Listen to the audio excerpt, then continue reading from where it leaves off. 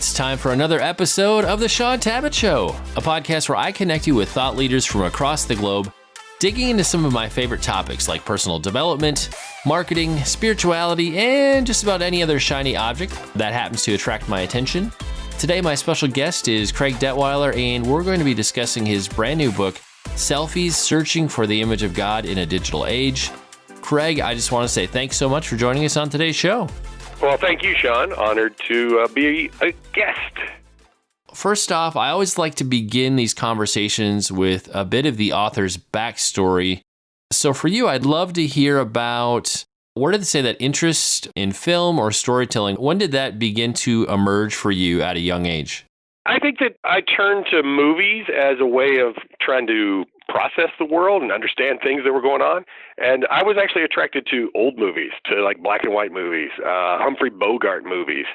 I would come home from school and turn on the TV, and there was always maybe something obscure on some TV channel. And I ended up kind of falling in love with these private eyes and these detectives that would maybe take us to a slightly seedy side of town and show us maybe what was going on behind things. And so I think my understanding of original sin to some degree came through film noir, came through movies.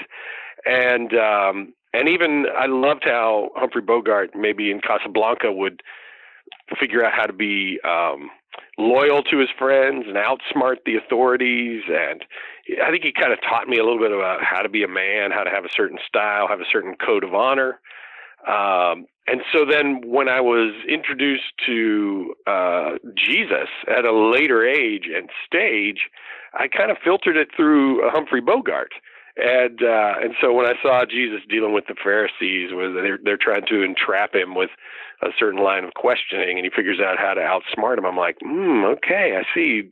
Jesus and Bogart are really good at kind of navigating these treacherous waters, and so I think the what should we say? Jesus' subversive nature of outsmarting people at the kind of their own game, or dealing with those who might seek to entrap him. I think it was very attractive to me, and allowed me to enter into this notion of a personal relationship with Jesus that I heard about through Young Life. It just opened up an entire new world of possibilities for me as a young man. And so I've always felt like film and faith for me have always gone together. So I believe in the power of story. I believe in the power of media to communicate timeless truths about God and about us. And how did that play out, say, in your educational journey, like early part of your career? What did it look like for you to pursue storytelling, maybe in a more formal way? Interestingly, while I was at seminary, at Fuller Seminary, basically, digging deeper into the ancient truths of Scripture and the enduring power of God's Word, I also was in a class where a television producer came to class and kind of offered us an invitation to go deeper and to come serve in Hollywood with him. And it was a class of, I don't know, maybe 60 people. And I was like the only one to raise my hand and say, yeah, I want to be part of that. And so he encouraged me. Coleman Luck is his name. He was producing a TV show called The Equalizer at the time on CBS. He encouraged me to apply to film school and to start writing and to pursue an education. So all I knew about writing and creative writing at that point was almost like doing skits and creative skits for Young Life. And so I literally put that in my application. I was like, well, I've been funny in front of 300 kids at a time, for a month of camp. It's a little bit like live theater, but maybe you won't see it that way. But surprisingly, USC did, and I was able to enroll at USC's University of Southern California Film School as a newly married person, and basically created a life in Southern California as a screenwriter, director, made documentaries, traveled around the world, and have always believed in the power of story to I don't know, burrow deeply into the things that ail us, into the things that may disturb us, to challenge us, and also provide maybe some relief and some joy as well. Well, I think this will be a first. I've never had a guest who went from seminary to film school. So thanks for telling us about a whole new direction none of us who've done any level of seminary or grad school before thought existed. So I love that. God can take us places we never expected. Indeed. Next, let's get into what you might call the story behind the book.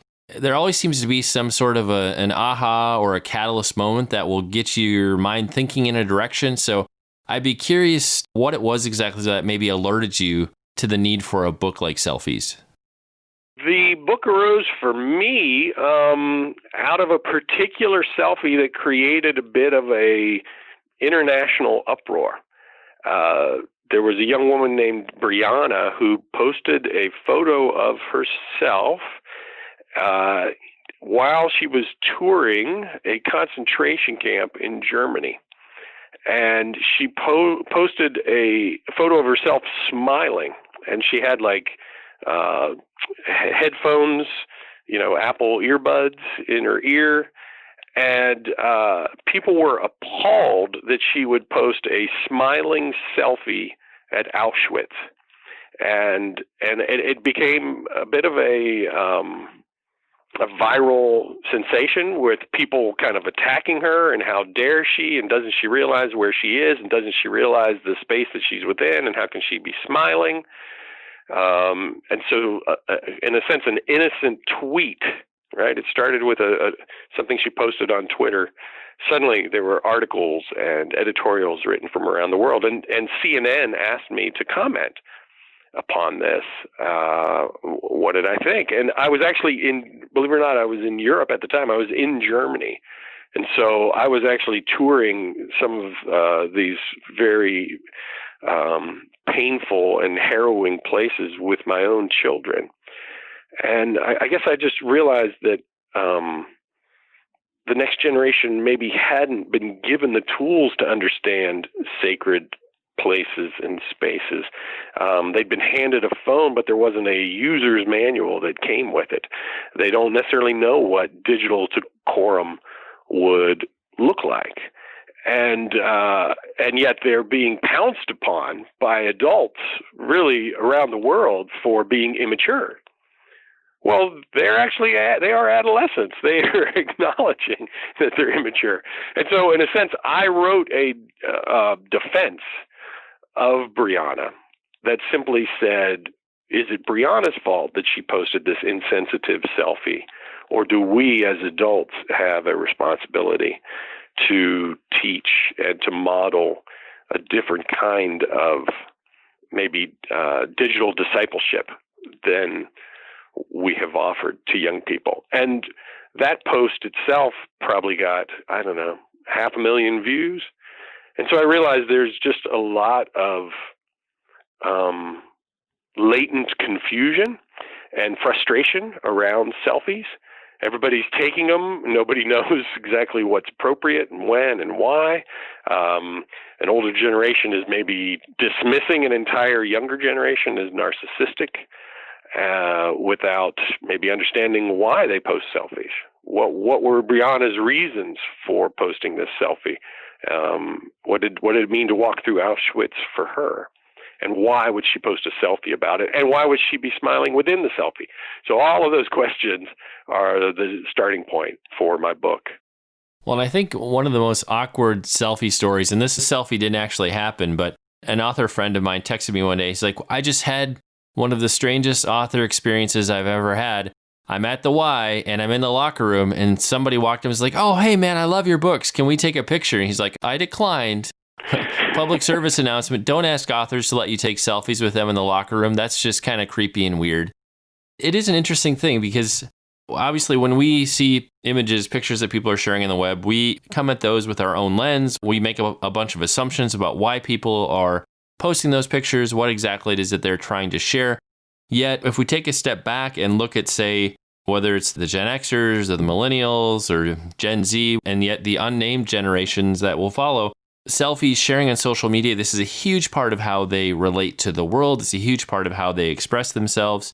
I don't think we can always put the same constraints maybe that we put on ourselves or on older generations, because we look at how we want to relate to the world is different than how they're natively just reaching out and sharing. So would love to have you just give a little bit more commentary about how can we develop eyes and ears to really see and hear on social media, because I think we have to really take a step back and try to understand what exactly they're trying to express. And I think Brianna's story that you shared was a perfect example of that. Well, yes, I think that's a great question, Shaun. I guess what I want us to do is to try to step inside the shoes of that teenager and understand what it is they're reaching for, in a sense, when they are both self-imaging and then putting themselves out there for commentary at the same time. What kind of moment are they trying to capture?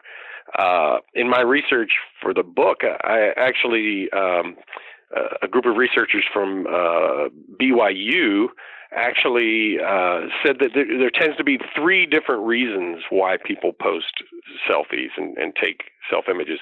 And there are the self-promoters, kind of that Kardashian effect where they're kind of just talking about themselves all the time and kind of a blatant self-promotion manner. And they're not actually interested in feedback. They just want to put their face out there and kind of spread their fame, spread their brand. And that's maybe an abuse of the medium a little bit. But the other two, I think, are very interesting. The next group are using it really as a form of communication. It's a way of keeping up with friends. It's a way of informing family. This is what I'm doing. This is where I am. This is how I'm feeling. And with Brianna, it came out that she and her father had talked a lot about Auschwitz, concentration camps, the painful history of the Holocaust and World War II. As it was a point of connection for them. And he had recently died. He was deceased. And so for her to finish kind of that relationship or extend that relationship, that love for her dad in going to Auschwitz, it was kind of maybe a sweet moment of her remembering him and remembering their discussions. And so she was smiling even in a place riddled with pain and horror. Even in a season of grief, she was finding a point of connection. And so communication, I think, is the second piece that people are interested in selfies. The third, which I think is the most intriguing to me, is autobiographical. People take selfies to mark images and moments in their life, and they're trying to understand who they are and whose they are in those moments. And so when we take a picture of a selfie amidst a mountaintop, we may be having a literal mountaintop moment that we want to remember. It could be a sweet moment with God that we want to commemorate. And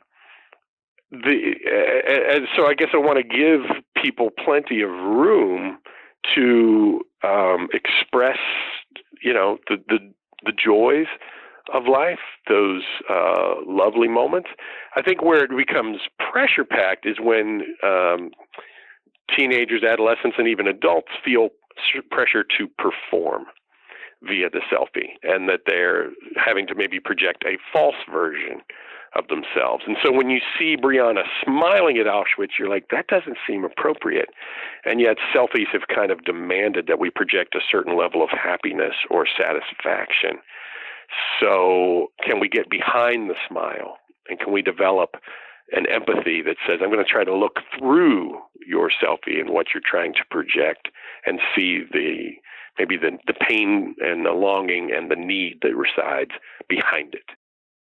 I think one of the inherent dangers with social media is we can get ourselves in a place where our self-image, our self-worth really comes from the way people respond to what we're sharing and posting online, kind of the feedback that we're getting. What can people do to start building up their self-image or their worth according to what God says about them? Because I think it's kind of an interesting downside of social media is that we're all very much concerned about what other people think about us these days.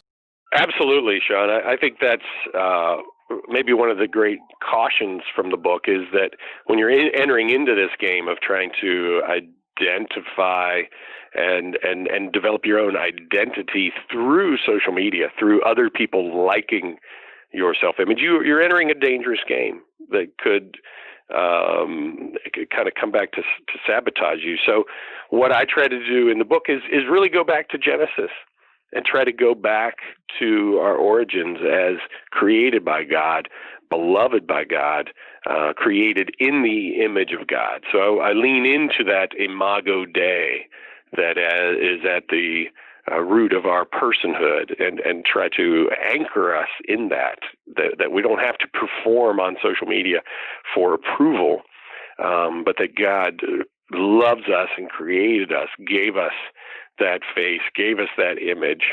that is precious in His sight. And if we can do that for ourselves, then can we also do that for others? Can we extend that kind of grace? Can we see each other with a certain level of dignity? Can we extend that kind of respect to each other? That's certainly the hope.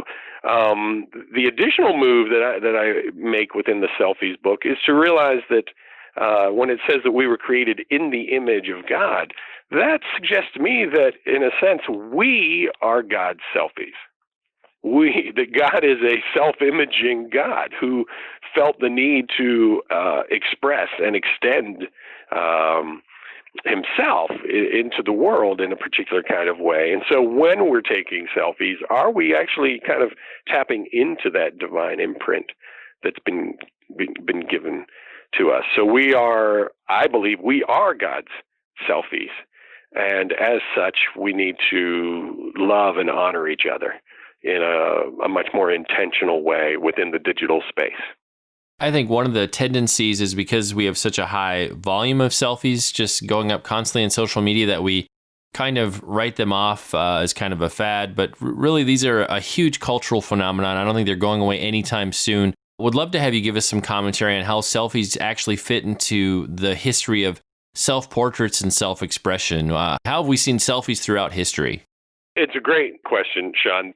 I decided, rather than sort of looking at selfies as a new phenomenon, could I go back throughout art history and maybe trace a line of self-portraiture, and to realize that at least in the early days of art making, really only the rich could afford to commission an image of themselves. And so you'll see images of ancient kings, whether that's, or queens, right? So whether that's images of, Cleopatra in Egypt, or,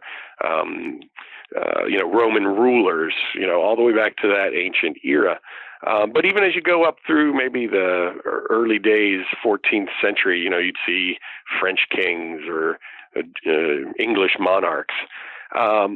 Only once artists started painting portraits of themselves, did we suddenly have this notion of like, oh, a self-portrait is actually a very intense personal expression. That so we would honor someone like Rembrandt and say how brilliant that they took this time to paint themselves, to study themselves, to reflect upon themselves. And if you even move further towards America with, say the Puritans, the idea of taking stock of your life, of journaling your life, became very important to your spiritual life as part of your daily discipline to kind of measure yourselves. How am I doing? How am I feeling? And that wasn't viewed as selfish. That was viewed as just part of an ongoing relationship with God. And so I want to connect selfies in that way and say that maybe for a previous generation that would obviously pray before a meal and be grateful for food, this next generation might, in taking a picture of that food and themselves in that restaurant at that time, that's an interesting form of prayer, perhaps, where they are pausing with this device, this camera, and trying to say, here I am in this moment, and I am full of gratitude. I'm surrounded by beauty. I love the moment that I'm in, and I want to share the beauty of that moment. So I think the thing that has shifted is that in the old days, only a few could afford paint. Only a few were trained to make self-images. And now, thanks to the cell phones, it's ubiquitous. In fact, it's mobiquitous, right? We have mobile ubiquity. We're all able to take and broadcast our pictures at any time. And so we're just waking up to a new era of self-imaging where the possibilities have never been so prevalent for people at all ages and stages of life. Well, and because mobile phones, smartphones, they are ubiquitous at this time, one of the things that we've really seen emerge, and I think in a major way within just the past 2 or 3 years, is where people are using self-photography, selfies, if you will, in protest and to try to push for justice. Talk to us a bit about how people are using selfies in that context. We've all, I guess, been deputized as citizens who can be journalists, who can be reporters, who can tell us both where they are and what they're seeing. That can be a very powerful tool. You had protests in Hong Kong amongst young people. It was called, I believe they called it the Umbrella protest or the Umbrella movement.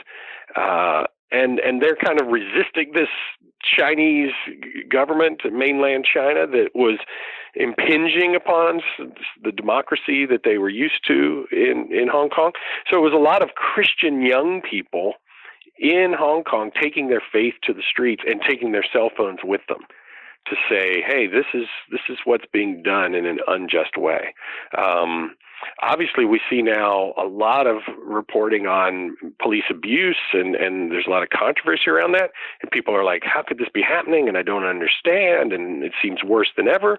I'm not sure it's worse than ever, but people didn't have the ability, in a sense, to defend themselves with a camera, to document a moment that could be very painful and very unjust.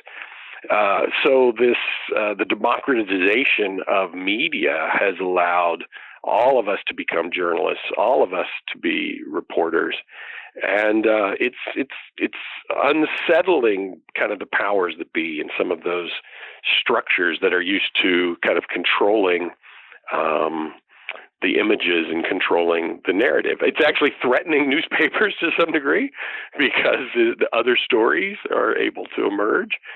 But I see that as a positive thing, that there's more power in the hands of people. The question is, what will we do with these tools that have been placed in our hands? Will we be responsible stewards of these gifts that we're handing to our kids as young people that we all now carry with us really at all times, almost 24/7?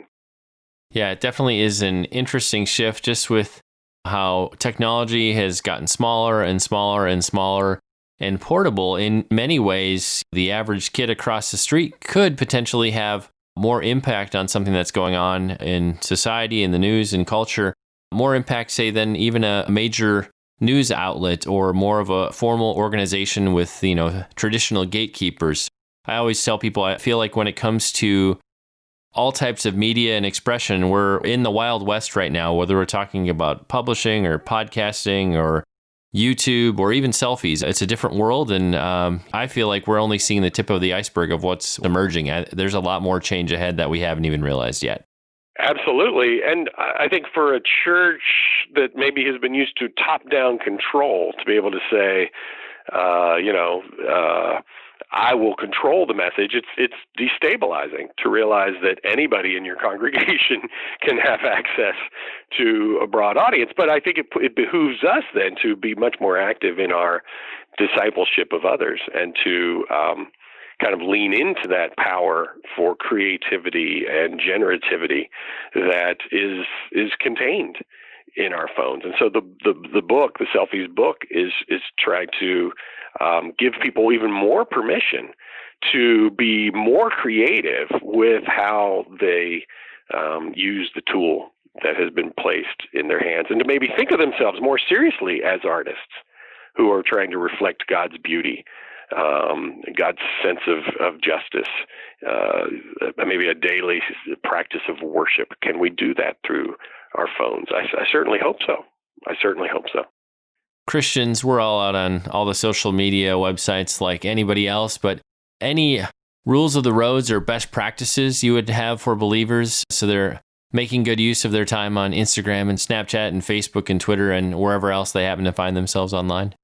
In my previous book, iGods, I talked about Facebook, Amazon, Google, and Apple, which were sort of the big four companies that were controlling things. But I think for young people, Instagram and Snapchat have really captured people's imagination. And one thing I talk about in the book is how much insta pressure is attached to Instagram, because those images tend to be perfect.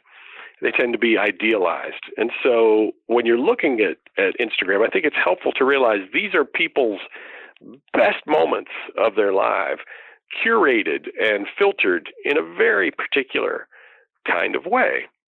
And so it's easy to get depressed, I think, when we're looking at other people's idealized lives. We're looking at their vacation pictures while we're sitting at home and saying, look at their beautiful life and what about mine? And so that tendency to compare and to engage in a form of envy, I think is a strong temptation that we have to fight against and resist. And I think we also need to think about, maybe think before we post, in terms of, will this actually bless people? Or is this, who or what is being elevated through my post? Am I calling attention to myself? Am I trying to elevate my own social status?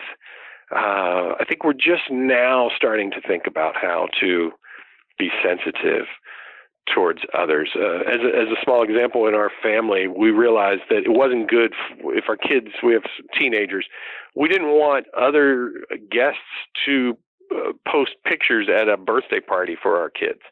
Because as they're taking pictures at the party, they're also communicating maybe to teenagers who weren't invited. Maybe, my kids would have invited more people if they could, but we can't invite everybody. Well, they didn't want to send a message that you weren't invited or you're less important. They wanted to honor the people who were there. Well, one way to honor people who are there is by not broadcasting to those who aren't there. And so we sort of ask for a no social media kind of policy within that party space as a way of trying to care and love others who may not be included and are suffering maybe from a fear of missing out. FOMO, right, is a big thing with teenagers, that fear of missing out. And so we don't want to promote that via social media as well. One of the unique features in the book is at the end of each chapter, you have what you call selfie assignments. Would be curious to hear, what's your intention and hope with a little bit of homework they're getting at the end of each chapter? As a professor, as an educator, I think it's always good to have some assignments at the end of a chapter. What do you do with this information? I don't want it to just be information. I want it to be something that can apply to your life. But as an example, there's a chapter where I talk about, there's a lot of pressure to be happy or to be perfect on social media. I want to give people space to maybe take some selfies that are a little more reflective. That might be moments not when we're on top, but when we're feeling blue. And can we make room for maybe a shadow side of our life? I think Snapchat has been very, very popular with teenagers because it's a place where your digital trail may not follow you. Disappearing photos maybe allow you to be more honest, more forthright with what you're feeling. It's a chance to let your hair down. And I worry about the next generation not having safe places online to just be themselves, to be messy and imperfect and to be struggling and confused. It's very hard to put that side of yourself out in social media where everything else is a little bit airbrushed and filtered. So where's the unfiltered side of media? So yeah, there's assignments where I ask you to maybe take black and white selfies, to take a selfie when that expresses your feelings right now, that could express feelings of frustration or inadequacy, that to take a selfie that might be a form of praise to God. How do you look through the camera, and can you see yourself as beautiful in God's sight? Can you see God, in a sense, through that lens, looking at you with love, with acceptance, with approval? Can you both look at yourself and look at God looking at you in a different kind of way through the selfie making process? Craig, when you think of readers, say, getting to the last page of the book, if they only take away one core idea, maybe this is something that propels them forward, they're living differently, they're doing things differently now. What do you most hope that is? I hope that we would believe that the camera and the cell phone are tools that we can control responsibly, and that we can feel that God loves when we are expressing ourselves, that God loves who we are, and that God sees us as precious and beautiful in His sight. And so when we're making selfies, we're not necessarily performing for others, but we are people already pre-approved by God as fearfully and wonderfully made. Craig, where can people go online to connect with you and find out more about the book?